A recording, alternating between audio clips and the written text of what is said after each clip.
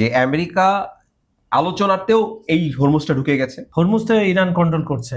এখন সাথে বাবল মানদেবও তারা বলছে যে ক্লোজ করে দেবে। তাহলে ভয়াবহ জিনিসটা দেখেন, বাবল মানদেব 15%, হরমুজ 20%, 35%। এখানে আরেকটা আছে সুয়েজ খাল। সুয়েজ খাল থেকে যখন পণ্যবাহী বা তেলবাহী এগুলোতে প্রথম বাবল মানদেব হয়ে হরমুজ হয়ে তারপর বেরোবে। তার মানে ইউরোপের রাস্তা আপনি কেটে দিচ্ছেন। এটা তো আরো ভয়াবহ। হরমুজটাকে এক ধরনের শক্তিশালী অবস্থান ধরে সেটাকে জাহাজ চলাচলে বাধা দিচ্ছে। তখন দেখা যাচ্ছে আমেরিকা আসলে মাথা টনক নড়ে গেছে।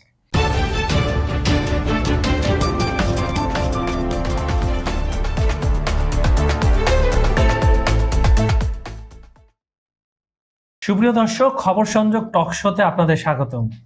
আপনাদের সঙ্গে রয়েছে আমি কাজল হায়দার, আর আমার সঙ্গে আজকে স্টুডিওতে রয়েছেন সিনিয়র সাংবাদিক আমি প্রবীর বুড়া চৌধুরী। প্রবীর দা, টক শোর যে অগণিত দর্শক শ্রোতা দেশ এবং দেশের বাইরে এবং আমাদের পক্ষ থেকে আজকের অনুষ্ঠানে আপনাকে স্বাগত জানাচ্ছি। আপনাকে ধন্যবাদ। সুপ্রিয় দর্শক, অনুষ্ঠান শুরু করার আগে একটা কথা বলে যে আমাদের যে অনুষ্ঠানগুলো হয় আপনারা দেখেন পৃথিবীর বিভিন্ন প্রান্ত থেকে, বাংলাদেশ থেকে দেখেন আপনারা, সেটা আপনারা শুরুতে কমেন্ট করে জানিয়ে দেন কোত্থেকে দেখছেন, আপনার নাম সহ। আরেকটি কথা, আমাদের ভিডিওগুলো পুরোটা দেখবেন, পুরোটা দেখে তারপরে লাইক কমেন্ট শেয়ার করবেন। আর কোনো যদি আমাদের পরামর্শ দিতে চান অবশ্যই কমেন্টে জানাবেন। দেখ, আমরা অনুষ্ঠানে ঢুকে যাই। আমরা আজকে ইরান প্রসঙ্গে প্রথমে একটু আলাপ আলোচনা করবো। আমরা জানি যে আলী খামেনির দাফনের শেষ দিনে, মানে ওনার তো দাফন প্রক্রিয়াটা 6 দিনের ছিল, ইরান এবং ইরাকে দুই দেশে নিয়ে যাওয়া হয়েছিল। শেষ দিনে মার্কিন যুক্তরাষ্ট্র কিন্তু একদম ওই মোসাদের আশেপাশে, মাসাদের আশেপাশে হামলা করেছিল, এবং সেই হামলা এখন কিন্তু হরমুজ প্রণালী কেন্দ্রিক হয়ে গেছে। ইরানের শর্ত না মেনে যে জাহাজগুলো যাচ্ছে, ইরান সেগুলা থামানোর চেষ্টা করতেছে এবং ক্ষেপণাস্ত্র নিক্ষেপ করছে, এবং সেখানে খুব বড় ক্যাজুয়ালিটি হচ্ছে। এর জন্য আবার মার্কিন যুক্তরাষ্ট্র বিমান হামলা থেকে শুরু করে সব ধরনের হামলা করছে। এটারই মার্কিন হামলা হলে ভয়াবহ পাল্টা যাবে। ফুল ফেজ যদি যুদ্ধ হয় তাহলে ইরান একটা পাল্টা হামলা দেয়। এই যে পুরো বিষয়টা, আলোচনাটা কোথায় চলে গেল, হারিয়ে গেল জানি না। এই হঠাৎ আবার উত্তপ্ত হওয়ার পিছিয়ে আপনার কারণ কি মনে হয় আপনার? আমার কাছে আসলে যেটা এই কারণটা আলোচনা হতে হতে একটা সমাধানের দিকে যেতে যেতে আবার থেমে যাওয়া এবং আরেকটি সংঘাতের, নতুন করে একটা সংঘাতের সূচনা করা, এইসব সবকিছু মিলে হচ্ছে যে দর কষাকষি জায়গায় আসলে দুই পক্ষের আপনার একটা জায়গায় পৌঁছাতে না পারা, মূল কারণ হচ্ছে সেটা। আর মূল কারণের এই আরেকটি যদি সাইড গিয়ে আমরা দেখি বা পাশে গিয়ে দেখি, যেটা পয়েন্টটি দাঁড়াচ্ছে সেটা হচ্ছে হরমুজ। হরমুজ প্রণালী এটা এমন একটি বিষয় হয়ে দাঁড়িয়েছে যে যেটা আসলে একসময় আলোচনার খুব একটা আলোচনা আসতো না। আজ থেকে ধরেন 1 বছর আগেও এটাকে নিয়ে আসলে আলোচনা ছিল, বাট এটা যে একটি বড় একটি কারণ হয়ে দাঁড়াতে পারে, বা এটা যে একটি যুদ্ধের অবসানের একটি মাঝখানে একটি মধ্যস্থতার জায়গায় এসে পৌঁছানোর জন্য একটা পয়েন্ট হয়ে দাঁড়াতে পারে, সেটা আসলে কখনো কেউ ভেবে দেখেনি। এখন যেটা দেখা যাচ্ছে যে এটা আসলে দর কষাকষির একটি বাটখারা টাইপ হয়ে গেছে, যে আমরা এটা দেবো, হ্যান্ড ওভার করবো, এটা তুমি হ্যান্ড ওভার করবো। কিন্তু এই জায়গাটা পুরোটা আসলে একদম একচ্ছত্র আধিপত্য চায় মার্কিনীরা বা মার্কিনদের এই যেই মিত্র যারা আছেন বা বন্ধু যারা আছেন তারা। কিন্তু ইসরায়েল আসলে বুঝতে পেরে গেছে, ইসরায়েল না কেটে দিন, ইরান আসলে বুঝতে পেরে গেছে যে এইটা আসলে তার জন্য, তাকে টিকিয়ে রাখার জন্য, তার প্রভাবটাকে একটা শক্তিশালী অবস্থানে রাখার জন্য, সেই জায়গাটার জন্য এইটা সে ছাড়বে না, এটা সে বুঝে গেছে। কারণ দৃশ্য তো দেখা গেছে যে আমেরিকা আলোচনাতেও এই হরমুজটা ঢুকে গেছে, এবং এখন যখন ইরান এই হরমুজটাকে এক ধরনের শক্তিশালী অবস্থান ধরে সেটাকে জাহাজ চলাচলে বাধা দিচ্ছে, তখন দেখা যাচ্ছে আমেরিকা আসলে মাথা টনক নড়ে গেছে। এখন বিষয়টা হচ্ছে ওই জায়গায় চলে গেছে যে আপনি ইরানের কাছে এখন ক্ষেপণাস্ত্রের চাইতেও অনেক বেশি বড় শক্তিশালী অস্ত্র হচ্ছে হরমুজ। হরমুজটার কারণে এখন তারা জানে, এখন যেহেতু আবার আপনি গতকাল দেখেছেন যে ট্রাম্প বলেছিলেন যে এটা তার পূর্ণ নিয়ন্ত্রণে তারা চায়, তারা আবার পর থেকে অবশ্য যদিও তিনি সরে এসছেন, তার অবশ্য আজকের কথা কালকে গিয়ে এটা আসলে একসময় এটা হারিয়ে যায় বা নিজে প্রত্যাহার করে নেয়। 20% ট্যাক্স কত কিছু বলছেন, এবার সকাল বিকাল রাতে সবকিছু অনেক কিছু বলছেন। সেখানে গিয়ে দেখা যাচ্ছে যে এটা আসলে থাকছে না। আসলে ভৌগোলিকভাবে সম্ভব না, আমেরিকা চাইলে ওটা ভৌগোলিকভাবে সম্ভব না। হয়তো আশপাশে যে স্টেক হোল্ডার তারা চাইবে, তারা এই জিনিসটা চাইলে তাদের কাছে হয়তো বা তারা চাইতে পারে। আমার দেশের পাশে আমি হয়তো বঙ্গোপসাগর দাবি করতে পারি, আমি তার হরমুজ দাবি করতে পারি না। এটা আমি যদি আমাদের পেছনে দেখি, ঠিক একই ঘটনা এখানে ঘটছে। এখন এই হামলার পাল্টা হামলা বা যাই হোক, সেই জায়গা থেকে বলে দিয়েছে যে ইরান যেই জায়গাটুকু দাবি করছে সেই জায়গাটা রেড লাইন হিসেবে সে সেটাকে ইয়ে করছে, বিশেষায়িত করছে, সেই জায়গাটা থেকে সে সরবে না, বা এই জায়গাটা কোনোভাবেই ইউএসএ বা তার বন্ধুদের বা তার মিত্রদের কাছে সেটা সঙ্গে হ্যান্ড ওভার করবে না। এই জায়গাটার মধ্যে এখন আলোচনা, এই জায়গাটার মধ্যে শান্তি, এই জায়গাটার মধ্যে যুদ্ধ, সবকিছু সে একটা টেকলেন, একটা মানে আমি বলছি মোটা দাগে যদি বলি, এখানে এসে দাঁড়িয়ে গেছে। আচ্ছা, আরেকটা খবর আপনি জানেন যে হরমুজ তো ইরান কন্ট্রোল করছে, এখন সাথে বাবুল মানদেবও তারা বলছে যে ক্লোজ করে দেবে। তাহলে ভয়াবহ জিনিসটা দেখেন, বাবুল মানদেব 15%, হরমুজ 20%, 35%। এখানে আরেকটা আছে সুয়েজ খাল। সুয়েজ খাল থেকে যখন পণ্যবাহী বা তেলবাহী এগুলোতে প্রথম বাবুল মানদেব হয়ে হরমুজ হয়ে তারপর বেরোবে, তার মানে ইউরোপের রাস্তা আপনি কেটে দিচ্ছেন, এটা আরো ভয়াবহ, আরো ভয়াবহ। এটা আসলে একটা জিনিস আমার কাছে যেটা মনে হচ্ছে যে এটা নিয়ন্ত্রণ করতে গিয়ে এটা আসলে নিয়ন্ত্রণহীন হয়ে যাচ্ছে। মানে ইউএসএ এটা একসময় কি নিজের ক্যাপচার বা এটাকে নিজের আয়ত্তে আনতে যাচ্ছিল, সে আয়ত্তে আনতে গিয়ে এখন আপাদমস্তক যেটা দাঁড়াচ্ছে ঘটনা, এটা আস্তে আস্তে আস্তে জিনিসটা জটিল হচ্ছে। এবং পুরো জলপথ, মানে আমরা যদি যেটাকে ধরি যে মেরিটাইম বলতে আমরা যেটাকে বুঝি যে এই জায়গাটার বা মধ্যপ্রাচ্যের মাঝখান দিয়ে বা মধ্যপ্রাচ্য দিয়ে যেই বাণিজ্য যে চ্যানেলটা আছে, সেই চ্যানেলটা পুরোপুরি এখন হুমকির মুখে পড়ছে। এবং একটা যুদ্ধ আসলে এটা তো কোনো সমাধান না। যুদ্ধের একটা পর্যায়ে কি এখন আমার যেটা মনে হচ্ছে যে পুরো বিশ্বকে এক ধরনের একটি আতঙ্কের মধ্যে এবং আরেকটি ভিন্নধর্মী যুদ্ধ, বাণিজ্যিক একটা যুদ্ধ, বা আপনি যদি এই রাস্তাটা বন্ধ হয়ে যায় এবং এই যে পুরো এই যে চেইনটা বন্ধ হয়ে যায়, তাহলে স্বাভাবিকভাবে পুরো বিশ্বের বাণিজ্য ব্যবস্থাটা ভেঙে পড়বে। এটা কোনো দ্বিমত নেই। এইটার ক্ষতিগ্রস্ত সবাই হবে, সমান তালে সবাই সব ক্ষতিগ্রস্ত হবে। তাই অনেকেই বলছেন, আমরা অনেকেই দেখছি, পাকিস্তানকে দেখছি আবার আহ্বান জানাচ্ছেন যে আলোচনার টেবিলে আপনারা ফিরে আসেন, আবার আলোচনা শুরু করেন। আবার অনেকেই বলছেন যে আলোচনাটা শুরু করা প্রয়োজন। কিন্তু আমার কাছে মনে হচ্ছে না যে মার্কিন প্রশাসন বা ইরানের মধ্যে এই জায়গায় যে জায়গাটা, সেই আলোচনা কোনো আমি এই মুহূর্তে কোনো ধরনের আসলে আভাস আবার দেখতে পাচ্ছি। হয়তো ভিতরে অন্তরালে অনেক কিছুই হয়, অনেক ধরনের অ্যাডভান্টেজ, অনেক কিছুই থাকে, সেই জায়গা থেকে হয়তো বা তারা দেখতে পারে। আমাদের কাছে কিন্তু এখন আসেনি সেই জায়গা। আপনার কাছে আরেকটা কোশ্চেন, সেটা হচ্ছে আপনি জানেন যে মার্কিন যুক্তরাষ্ট্রের অর্থনৈতিক অবস্থা কিন্তু খারাপ। ইরান যুদ্ধের আগে খারাপ ছিল, ইরান যুদ্ধের পরে তো আরো খারাপ হয়েছে। কয়েক ট্রিলিয়ন মার্কিন ডলার তারা ঋণের বোঝা বহন করে। এখন আপনি হরমুজ প্রণালী বা আন্তর্জাতিক জলসীমা পাহারা দেওয়ার জন্য যে আপনি আপনার ফ্লিট গুলা রেখেছেন, আপনার এত সৈন্য, প্রতিদিন তো একটা খরচ আছে, একটা বেয়ার করতে মিলিয়ন মিলিয়ন ডলার খরচ হচ্ছে। এই খরচটা মার্কিন যুক্তরাষ্ট্র কতদিন বেয়ার করতে পারবে? আপনাকে মানে এটা আমরা আসলে মোটামুটি পাহারা দিচ্ছে। আমরা আসলে বিষয়টা হচ্ছে মার্কিন সাম্রাজ্য যদি আমরা যদি বলি, এক সময় আমরা বলতাম যে ব্রিটিশের সূর্য আসলে অস্ত যায় না। হ্যাঁ, এখন মার্কিনরা হয়তো সেই অবস্থায় নেই, দখল করে সেটা দখল করে রাখেনি। কিন্তু এই যে বিভিন্ন জায়গায় আপনার ঘাঁটি করা, বিভিন্ন জায়গায় তাড়িয়ে করা, এই যে মার্কিনীদের যে খরচটা, এটা কিন্তু বিভিন্ন সময় আপনি দেখবেন তাদের কংগ্রেসের আলোচনায়, তাদের রাজনৈতিক অভ্যন্তরীণ যে রাজনৈতিক পলিটিক্যাল যে আলোচনাগুলো, সেই জায়গাগুলোতে এবং নাগরিক সমাজে যে আলোচনাগুলো, সেগুলোতে কিন্তু এই কথাটা উঠেছে। কারণ এই দায়ভারটা কিন্তু এইটার যে খরচের যে চাপ, এটা কিন্তু আপনি সেভাবে ওদের মার্কিন নাগরিকদের ট্যাক্স থেকে উঠে আসছে। সুতরাং এই জিনিসটা কিন্তু তাদের দেশে আলোচনা সমালোচনা আছে। একজন যে আমরা যে তাদের নিরাপত্তার খাতিরে বা যুদ্ধকে খাতিরে যে তাদের আমরা আলোচনা নেই, সেটা না, আলোচনা সেখানে আছে।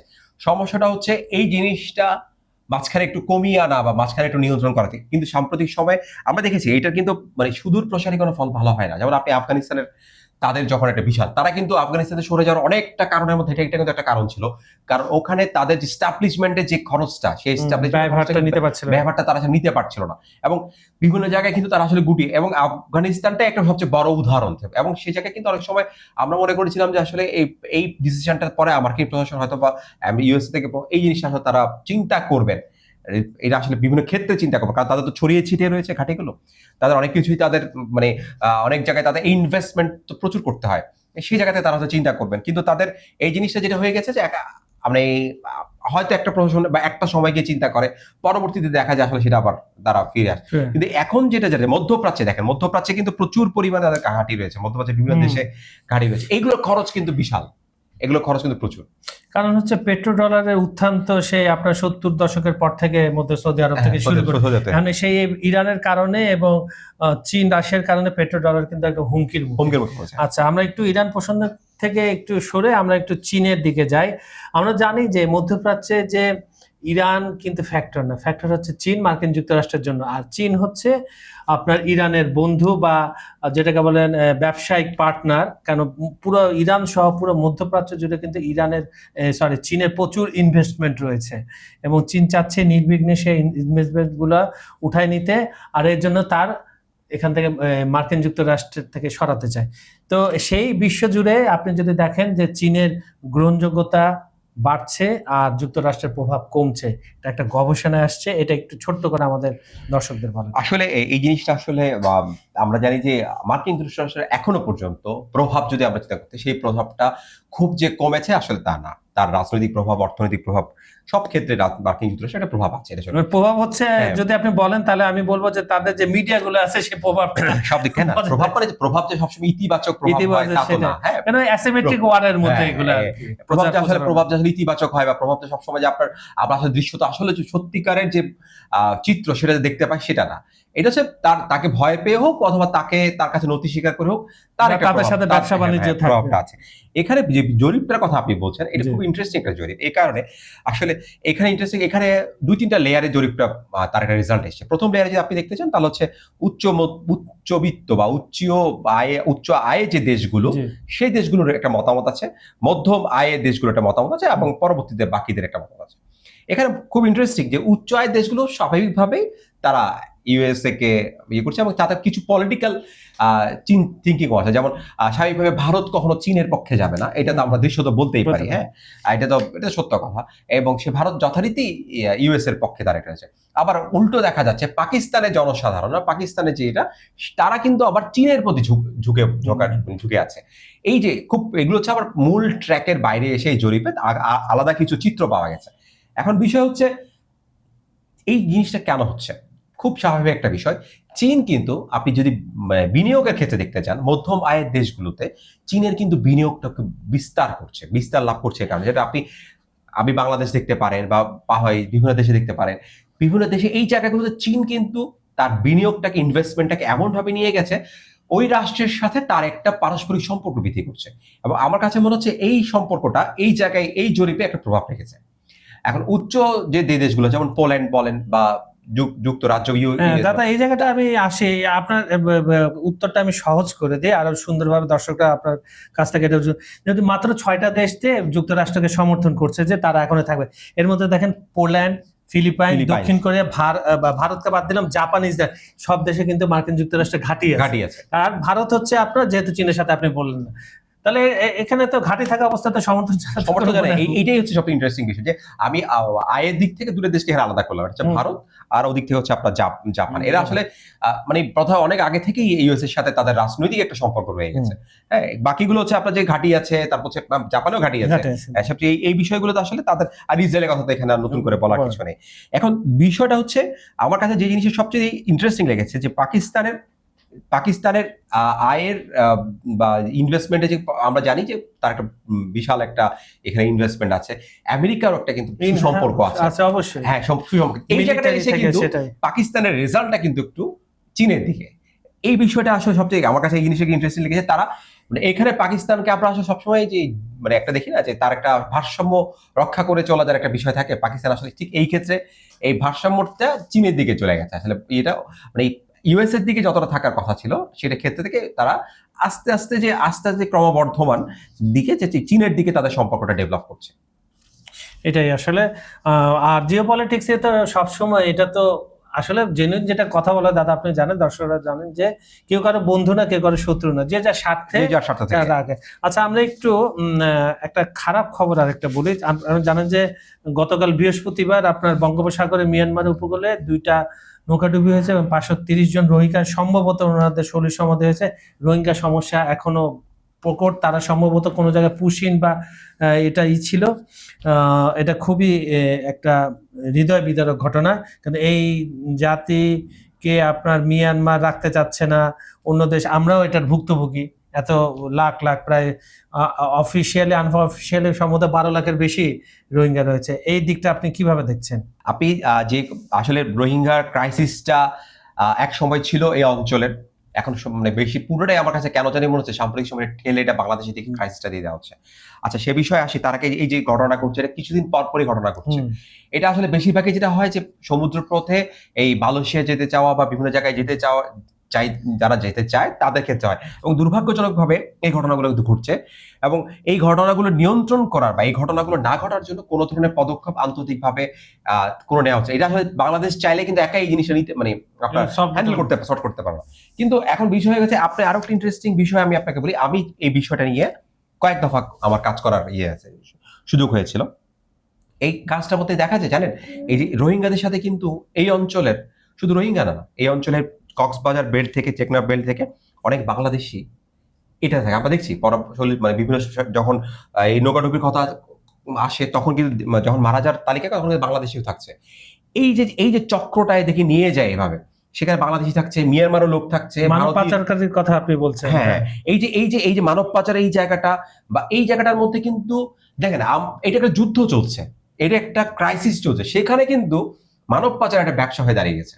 মানে অদ্ভুত রকম বিষয়। এই বিষয়টা কোনোভাবেই কোনো দেশ, এই যে এটা কিন্তু একটি দেশের সমস্যা না, এটা পুরো আঞ্চলিক একটা সমস্যা হওয়ার পরও সেই জায়গাটা কেউ কোনো সলভ করতে চাচ্ছে না। এখন এই লোকগুলোকে আসলে কি, এই লোকগুলো কিভাবে মারা যাবে? এই লোকগুলোর কি ভবিষ্যৎ কি এইভাবেই তো অন্ধকারে চলে যাবে? রোহিঙ্গা সমস্যাটা কি সমাধান হবে না? আমি সবচাইতে অবাক করা একটা বিষয় হলো এই বিষয়টা মার্কিন যুক্তরাষ্ট্র, চীন এবং ভারত, প্রত্যেকটা দেশ এই বিষয়টা তারা জানে। এই বিষয়টা মানে এককভাবে মানে চীন থেকে একবার আসে, চীনের সরকার থেকে বলা হয় যে হ্যাঁ রোহিঙ্গা সমস্যা, মানে কূটনৈতিক কথাবার্তা যে এটা সমাধানের জন্য আমরা চেষ্টা করছি, এই করছি। কিন্তু আজকে পর্যন্ত খুব লজ্জার বিষয়, আজকে পর্যন্ত কোনো দেশ থেকে কোনো দেশের সরকার এই মিয়ানমার সরকারকে বলছে না যে এটা তোমাকে সমাধান করতে হবে। এখানে কিন্তু অনেক কিছু চলে আসে। আর এখানে কিন্তু লোকাল যে পলিটিক্সটা, মানে এখানে যে এই আঞ্চলিক যে পলিটিক্সটা, বিদ্রোহীদের সাথে বিদ্রোহীদেরকে দমন করা, এই মিয়ানমার দখল নেয়া, মিয়ানমারের যে এই যে মিয়ানমার কেন্দ্রিক যে বাণিজ্য, সেই বাণিজ্যটাকে আসলে মানে কে বলে কার শত্রু হবে, কে কাকে বলে শত্রু হবে, সেই চিন্তা থেকে এখন কেউ মিয়ানমার সরকারকে বলতে চায় না, বিদ্রোহীদেরকে কেউ কোনো ধরনের কিছু করতে চায় না। কিন্তু এটার কিন্তু সবচেয়ে বড় ক্ষতিগ্রস্ত হচ্ছে কিন্তু আমরা বাংলাদেশিরা, সবচেয়ে বেশি বাংলাদেশ ক্ষতিগ্রস্ত হচ্ছে। দেখুন সবাই কিন্তু যার যার রাজনীতি করছে, যার যার। আপনার মনে আছে ডক্টর ইউনূসের সময় জাতিসংঘের মহাসচিব আপনার বাংলাদেশে আসছিলেন এবং তিনি ওখানে গেছিলেন এবং তিনি ঈদের জামাত ওখানে পরে বসে পরবর্তী ঈদে মানে বড় বড় গালগল্প বলতে। এইটা হচ্ছে সবচাইতে বেশি লজ্জার একটা বিষয় যে আমরা তো কূটনৈতিক ভাবে ব্যর্থ হয়েছে, এটা তো বলার কোনো অপেক্ষা রাখে না। বাংলাদেশের সরকারগুলা এই যে আগে যারা ছিল, এখন মাঝখানে যারা ছিল, এইটা সলভ করতে পারছে। এবং আমি এখনো পর্যন্ত, আপনি বলেন আপনার পক্ষে মনে হচ্ছে আগামী 5 বছরের মধ্যে এই আগামী শর্ট ইয়ের মধ্যে এইটা আপনি সমাধানের কোন রাস্তা দেখছেন? এটা একমাত্র আমার যেটা মনে হয়, আপনি এটা একমত হলে হতে পারেন, আমার মনে হয় চীন যতদিন না চাইবে, কারণ চীনের মিয়ানমার সরকারকেও প্যাটার্নাইজ করে, আবার যারা বিদ্রোহী তাদেরকে প্যাটার্নাইজ করে। এটা অদ্ভুত একটা বিষয়। এই জিনিসটা আমি আমার কিছু মানে ছোটখাটো পড়ালেখা দেখে এখানে আমি পরিষ্কারভাবে দেখেছি, ডেভেলপমেন্ট যেখানে হচ্ছে চীনের রাজনীতি, চীনের সম্পর্ক সম্পূর্ণ আলাদা। যেখানে আপনি জানেন যে প্রচুর এই যে বাংলাদেশের যে অংশটুকু, বাংলাদেশের পাশে যে অংশটুকু, সেটা তো মোটামুটি বিদ্রোহীদের দখলে, ওখানে ওই চীনের ইনভেস্টমেন্ট যাচ্ছে। আপনার ওদিকে আবার যেখানে সামরিক জান্তা সরকার, যে মিয়ানমার যে সরকারের কেন্দ্রীয় সরকারের যেখানে দখল আছে, নিয়ন্ত্রণ আছে, সেখানেও চীনের ইনভেস্টমেন্ট আছে। মানে অদ্ভুত একটা বিষয়, চীন একসাথে দুপক্ষকেই হ্যান্ডেল করছেন। আবার আরো আপনি কেন সমাধানের জায়গায় যাওয়াটা কঠিন জানেন?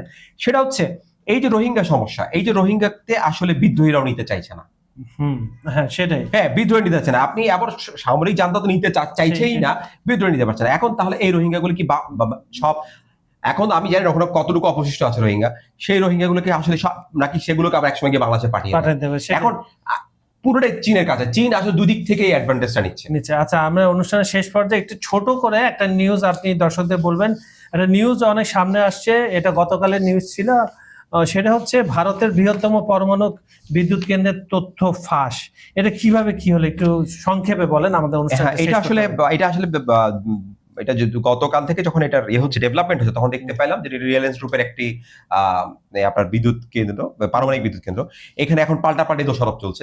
যারা সিকিউরিটি দায়িত্বে ছিল, যারা এই যে এটার টোটাল সিস্টেমটা সিকিউরিটি দায়িত্বে ছিল, সেই সিকিউরিটি তারা বলছে যে এটা রিলায়েন্স থেকে হয়েছে, আবার রিলায়েন্স বলছে না এটা আমাদের থেকে না, ওদিক থেকে হয়েছে। এখন যে দুপক্ষের এই যে বাদানুবাদের মাঝখানে যেই জিনিসটা এখানে তৈরি হচ্ছে, সেটা হচ্ছে জিনিসটা বেড়ে আসছে, সেটা হ্যাকিং হ্যাকিং এর পর বেড়ে আসছে। এখন এটা interesting। ঝামেলাটা যে জায়গায় আছে, ঝামেলাটা কিন্তু অন্য জায়গায়। ঝামেলাটা হচ্ছে এটা তো আর দখল করার বিষয় না, না। এটা ধ্বংস করে দেওয়ার বিষয় না। ওই তথ্যগুলোর মধ্যে এইখানে কি ধরনের প্রোডাক্ট, এই ধরনের কি ধরনের যন্ত্রাংশ ব্যবহার করা হয়েছে, হ্যাঁ। সেই যন্ত্রাংশগুলোর নাম, সেই যন্ত্রাংশগুলোর বিভিন্ন মডেল থাকে না, সেগুলো আসলে বের হয়ে গেছে। এটাতে দু ধরনের সমস্যা হচ্ছে। এই তখন যেহেতু এটা পুরোটা একটা সিস্টেম, একটা সফটওয়্যারের মাধ্যমে রান করে, এখন চাইলে থার্ড কোনো একটা পার্টি এটা আবার হ্যাক করতে পারে, তার প্রোডাকশনটাকে, তার যে জেনারেশনটাকে হবে, সেই জেনারেশনটাকে সে হ্যাক করতে পারবে। এটাই হচ্ছে আমার সবচেয়ে ভয়ের কারণ। এখন এটা যদি হয়ে, মানে যেহেতু এটা একটা পার্টি করে ফেলেছে, একটা দল গ্রুপ করে ফেলেছে, এটাও মানে উড়িয়ে দেওয়া যায় না যে এটা আবার নেক্সট টাইম তার করবে না। এটা হচ্ছে এই জায়গাটা এখন ভয়ের একটা কারণ হয়ে দাঁড়িয়েছে।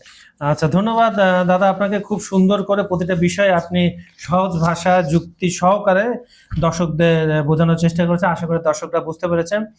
সুপ্রিয় দর্শক, আমাদের এই টক শোটা সম্পূর্ণ আমরা করি আপনাদের জন্যই, আপনাদের তথ্য দেওয়ার জন্য, এবং আমরা তথ্যগুলো বারবার যাচাই করে এখানে যা বলি তথ্য ভিত্তিক আলোচনা করি। তারপরে যদি আপনাদের কিছু মনে হয় যে তথ্যটা আরো একটু বিস্তারিত আলোচনা দরকার ছিল বা এখানে ভুল আছে, অবশ্যই আমাদেরকে কমেন্টে জানাবেন, আমরা শুধরে নেব। আমাদের এই ভিডিওগুলো সম্পূর্ণ দেখে লাইক কমেন্ট শেয়ার করবেন। আর পৃথিবীর কোন প্রান্ত থেকে আমাদেরকে আপনারা উপভোগ করছেন, দেখছেন, শুনছেন, সেটাও কমেন্টে লিখে দেবেন সুন্দর করে। জিওপলিটিক্যাল বিষয়, যে কোনো বিষয় আপনারা যদি জানতে চান আমাদেরকে মেইল করেন, আমাদের কমেন্টে লেখেন, আমরা সেই বিষয়ে সপ্তাহে 1টা বা 2টা অনুষ্ঠান করব। বিজ্ঞাপন ও প্রমোশনের জন্য ডেসক্রিপশনে কিছু নাম্বার দেওয়া আছে, আপনারা যোগাযোগ করতে পারেন। এই বলে আজকের মতো অনুষ্ঠানটা এখানে শেষ করছি। আগামীকাল আবার দেখা হবে একই সময় একই চ্যানেলে। ততক্ষণ মধ্যে সবাই ভালো থাকবেন, সুস্থ থাকবেন। আল্লাহ হাফেজ।